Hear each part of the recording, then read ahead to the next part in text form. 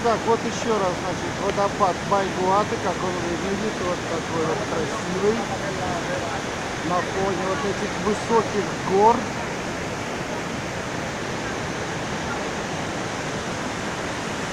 Вот там вода течет. Кстати, это источник, можно попить. Вот.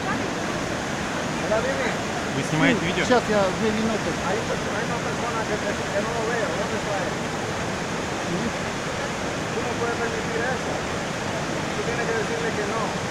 Владимир, можно вас попросить? Сейчас, ага, вот сейчас я досниму вот эту картинку.